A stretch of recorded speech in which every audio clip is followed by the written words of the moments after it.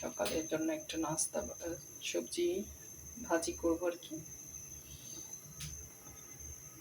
দেখেন এখানে পেঁয়াজ কলি, তারপর গাজর, এরপর হচ্ছে ফুলকপি, বরবটি সব কিছু কেটে নিছি। আমি তেল বসাই দিলাম, এখন এগুলো দিয়ে দিব তেলের উপরে। বিসমিল্লাহ।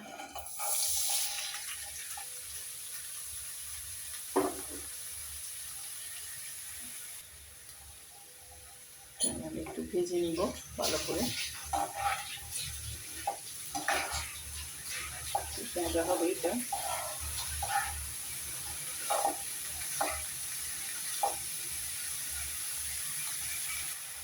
যেহেতু কাঁচামরিচ, এখানে আমি এইভাবে ফালি করে দিব, না হয় বেশি চাল হবে।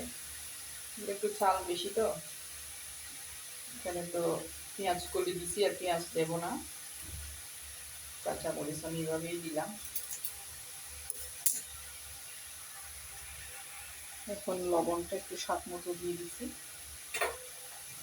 এটা একদম সবুজ সবুজ করবো চাইনিজের মতো, ঢাকবো না, না দেখে রান্নাটা একদম পুরো করবো আমি।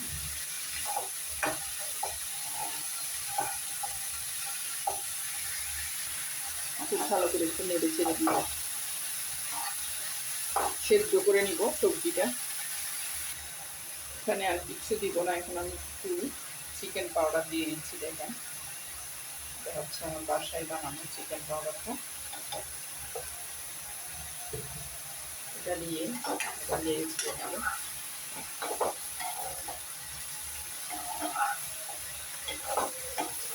একদম ঢাকনা ছাড়া রান্না হচ্ছে। এখন আমি একটা ডিম দেবো, এই যে সিদ্ধ ডিম আর কি, এটা আমি গ্রেট করে দিব। ছোটো ছিল একটু বড় যেটা, সেটা দিয়ে দিচ্ছি যাতে একটু দানা দানা হয় আর কি।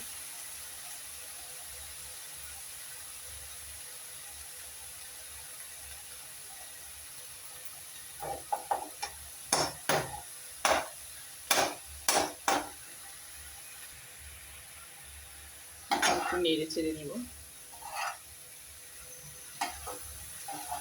এটা রুটি পরোটা দিয়েও খাওয়া যাবে, যে কোনো কিছুর সাথে কিন্তু খেতে অনেক বেশি মজা হবে, ভাতের সাথেও খেতে পারবেন। চিকেন পাউডার, ডিম সব কিছু একসাথে। এখন আমি দিয়ে দিব এখানে কর্নফ্লাওয়ার।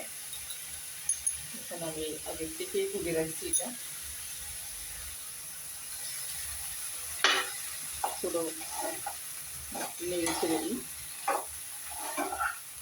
কর্নফ্লাওয়ার দেওয়ার পর খুব বেশিক্ষণ রান্না করতে হবে না, একটু মাখো মাখো হয়ে যাবে, খেতে আরো মজা হবে। চাইলে গোলমরিচ দিতে পারেন, কাঁচামরিচ দিলেও হয়। মোটামুটি রেডি হয়ে গেছে দেখেন। এটা দিয়ে খুবই মজার হবে, রুটি পরোটা সকালে খেতে একদম দারুণ হবে। রেডি হয়ে গেছে মোটামুটি, দেখেন।